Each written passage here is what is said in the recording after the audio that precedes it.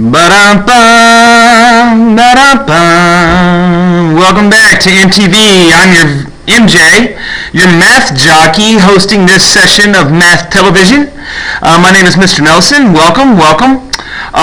This is for the video 4-4. This is modeling fractions and decimal equations. Okay, let's take a look at this first problem. The question says, what number best represents the distance between points T and V? Okay, so we got these 4 points up here. I know that the picture just changed. I wanted to come in and show you what was going to be on the Google Doc as well. Okay, so between points T and V, what number best represents the distance? So we've got point T,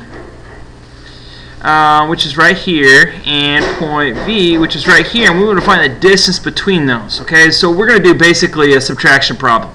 We're going to take the 6 and 1/2 right here, and we're going to subtract away the 5 and 1/3 right here. Okay, so we just set up the traditional subtraction problem. We say, okay, well, V right here is 6 and 1/2, and we're going to subtract away the T, which then we'll put the T right here, which is 5 and 1/3. Okay, so we come over here, we make our little cross here, and this isn't a pretty easy one. The LCM for this will be 6. Okay, so we're going to come back over here and we're going to write our 1s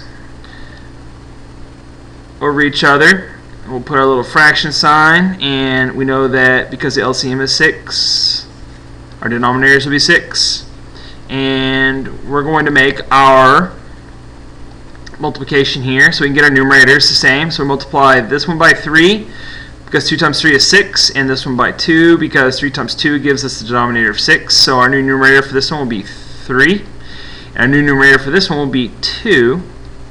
Okay, so now we've got this equation. It looks like this, and the rest is pretty easy. Okay, so if we have the numerator of 3 and we subtract away the numerator of 2, that gives us a numerator of 1. The denominator does not change, so it will stay as 6. And then if we look up here, we've got 6, and we take away the whole number 5, and that gives us 1. So the distance between points T and V is 1 and 1/6. And so that's how we use a figure like this, like a number line, to solve problems. Let's take a look at another problem. Which model is shaded to best represent the expression 3/4 plus 5/8? Okay, if you get a problem like this, you know that you can't add 3/4 and 5/8 right off the bat anyways. You're going to have to get a common denominator. So our strategy is going to be to first balance out the fraction and see if that will help us to solve this. Okay, so we have 3/4, and we're going to add 5/8. Okay, and the common denominator between these is 8. And so our new fraction is going to have denominators of 8. Okay, and we're going to put a little plus sign there because we're adding. And we're going to multiply this by 1, so the numerator will stay the same. And we're going to multiply this by 2 because 4 times 2 is 8. And so our new numerator will be 3 times 2, which gives us 6. Okay, and so let's go up here and look at these different models and see which of these expressions most accurately reflects this problem right here. Okay, so we've got 3/5. So I'm just gonna kind of write over this.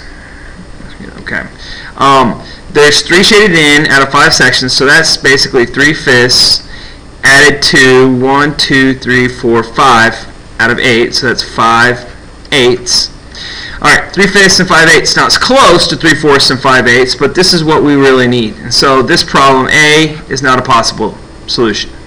Alright, let's look at B over here. B, we've got 3/8, and we're adding it to 1, 2, 3, 4, 5/8. Okay, once again, we've got 5/8, But now we got 3/8 right here, so the 5/8 is okay, but the 3/8, well, it's not 3/4, and it's not 6/8. See, 3/4 and 6/8 are equivalent fractions, and so 3/8 doesn't really fit. Oh, there we go, saving energy. 3/8 doesn't really fit in any one of those, so that doesn't work either. Okay, so we're going to cross through B. Let's look at C. C, this is 3 sections colored in, so numerator is 3, and it's divided into 4 sections, so that's 3/4, so that's good. That checks out with this one right here. Okay, and then we've got 3/8. Okay, and 3/8 doesn't really work. We need 5/8, so that doesn't work. So C is not an option that works either. Alright, now let's look at our final option. Right here we've got 1, 2, 3, 4, 5, 6. So that's 6 sections colored in out of 8, plus 1, 2, 3, 4, 5 sections out of 8. Alright, now look down here. 3/4 is the same as 6/8. And we've got 6/8 plus 5/8. Well, right here we've got 6/8 plus 5/8. So D is the best answer there.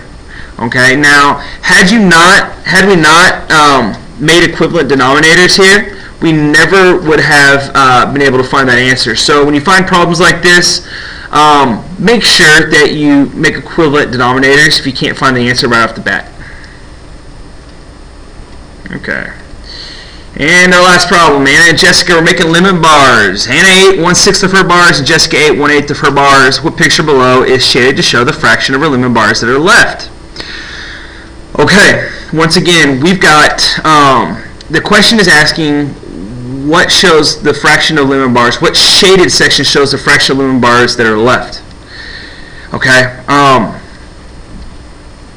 so we want to know the shaded that are left. Now that could be a little bit tricky. So we want to know the shaded, and the shaded part is going to show us how many lemon bars are left. Okay, so once again we've got 1/6 and 8 1/6, and Jessica ate 1/8 of her bars.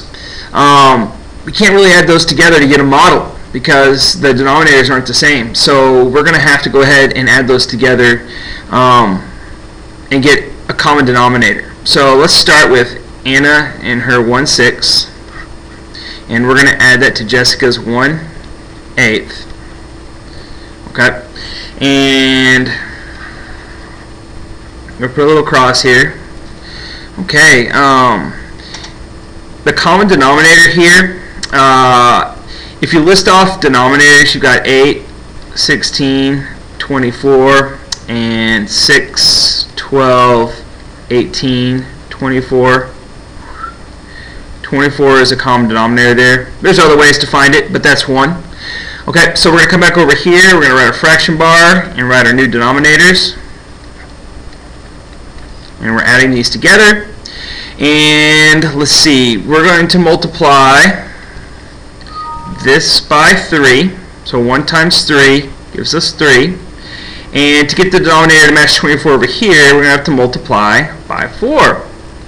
Okay, so 6 times 4 gives us 24, so 1 times 4 gives us 4. Alright, now, all we have to do is add the numerators together to get our solution, and we've got 7/24. Okay, so that's the number of bars that they ate. Anna ate 1/6, and her friend Jessica ate 1/8. So 7/24 is the number of bars eaten. Okay, and the question here says, what picture below is shaded to show the fraction of lemon bars that are left?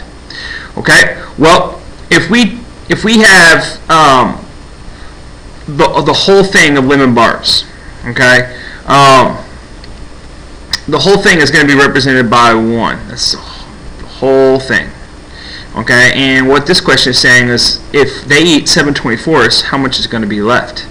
So I put 7/24 like this. Now, one thing that I forgot to do, actually, never mind. Okay, let's put this minus 7 and 24. Alright, so we've got a whole number. We're taking away 7/24 to find out what fraction is left. So what you can do is you can add here. Sorry about this, guys. I'll make a little more room here. Okay, so you got 1. This represents all the lemon bars that were made. And we've got 7/24. Okay, so when you have a whole number, you can just add any denominator you want as long as you make the numerator 0. Okay. Now we have to borrow to make this work. So our whole number will be borrowed. That would become 0, and then we're going to add 24 to the numerator. So 0 plus 24 gives us 24. All right. Now we get 24 take away 7. That's going to give us 17. So this is actually going to equal 17 out of 24. Should be shaded. Okay, well let's come over here and look at this option. We've got 2 out of, let me show you a trick. If you count down 1, 2, and then 1, 2, 3, 4, 5, 6, 7, that's a total of 14. 2 times 7 gives us 14. That's 14 bars. So that would be 2 out of 14. Okay, this goes 1, 2, 3. And 1, 2, 3, 4, 5, 6, 7, 8. And so that's 3 times 8. So our denominator is going to be 18. And there are 3 times 8 is 24. It's been a long day, kiddos. 24. Okay, and then we've got 7 of those shaded in. So 7 out of 24. Well, we're looking for 17 out of 24. So these first two options don't work. Alright, so this is 1, 2, 1, 2, 3, 4, 5, 6, 7. So 2 times 7 gives me a total of 14 boxes. And out of these 14 boxes, 12 are shaded in. 12 out of 14, and that's not the fraction we're looking for either. Alright, and finally, we've got 1, 2, 3 down.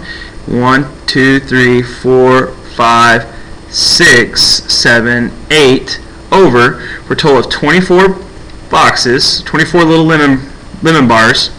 And of those that are shaded in, you got 1, 2, 3, 4, 5, 6, 7, 8, 9, 10, 11, 12, 13, 14, 15, 16, 17. And the number of lemon bars they would have left is 17 over 24. So D would be our best answer. Now B would be very tempting, that 7 over 24, but you have to go back and look at the question, and it says what picture below is shaded to show the fraction of lemon bars left. So shaded to show what's left. Well, we know that they ate 7/24 of all the bars. So if we just figure out how many are left, which is 17 out of 24, that's what we're looking for. We're looking for 24 lemon bars, 17 are shaded. So if you're looking at bird's eye view of all the lemon bars they made, this shaded section represents what's left. This unshaded section, these 7 represent what they've eaten. And that concludes our lesson on modeling. Thank you all for tuning in. Once again, it's your VJ, or I should say your MJ, your math jockey, Mr. Nelson. I'm signing out. Y'all have a wonderful evening.